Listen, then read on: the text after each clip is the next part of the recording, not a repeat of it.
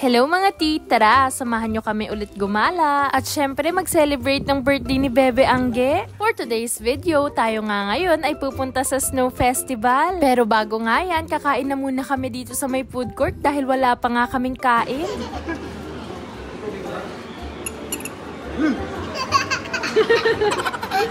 Sobrang cute talaga ni baby kasi tawa siya ng tawa. Hindi nga siya nangingilala sa amin. Ito nga yung naisipan naming orderin itong ramen dahil ang lamig nga ng panahon. Hindi ko na nga maalala pero wala pa atang 1,000 yen yan kaya pwede na.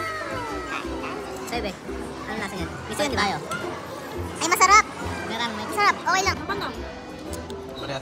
At syempre, dessert time. Kakain nga tayo ngayon ng Baskin Robbins. Natakam nga ako sa mga bagong flavors nila. Tapos nga namin kumain, dumiretso kami sa CR dahil mahaba-haba na naman ang aming biyahe. Char! Malapit na lang pala. At pagkita nga namin sa salamin, pareha naming naalala na. Outfit check!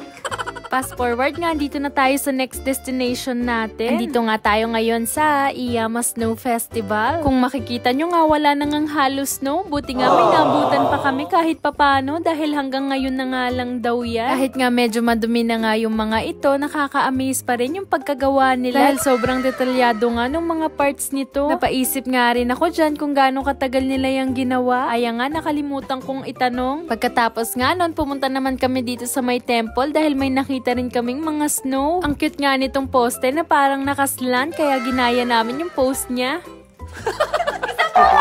Ang next stop naman natin ay dito sa Airbnb. Tara, tayo ay mag-Airbnb house tour. Nakalimutan ko nga palang mag-video sa entrance. Dito nga tayo sa kitchen area. Next side, dito naman tayo sa living room.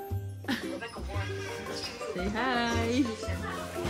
Napansin ko nga pala yung dingding nila dito. Sobrang galing nga nung idea nila at very helpful sa mga katulad namin na bumibisita lang sa Matsumoto. Next naman, dito tayo sa bedrooms. Napakadaming ang higaan dito kaya hindi ka talaga mauubusan. Pasok mo, meron ngang table dito. Tapos, meron namang 3 putong na malalaki. Sa pinakadulo na kwarto nga, meron parang ganto na double deck. Meron din nga pala dito parang upuan ni Lola. Nakalimutan ko kasi yung tawag dyan. Niloloko ko nga sila dyan na mamaya madaling araw gumalaw yan. Joke lang. Ito naman tayo sa second floor. Pagpanik ko nga, ito agad yung umagaw sa attention ko. Kakaiba kasi. Japanese style room nga din pala yung nandito. Natawa kayo. Sorry vlog. Maganda nga yung location nitong nakuha naming Airbnb dahil walking distance lang yung Matsumoto Castle. Buti nilang talaga pinush namin pumunta dahil napakaganda talaga nito.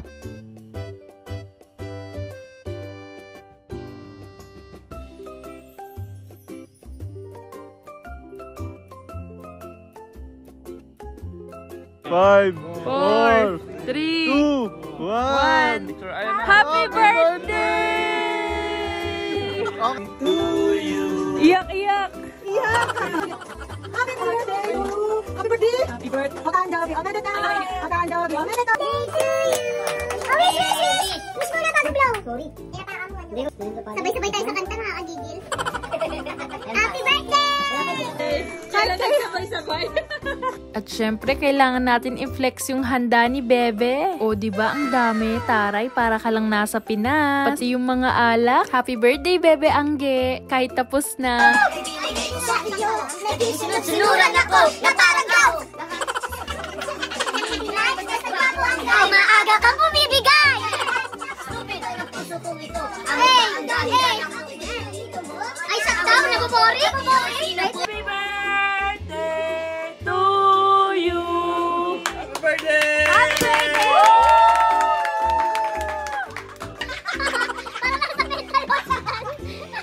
Diretso mo. Basta magulo ka!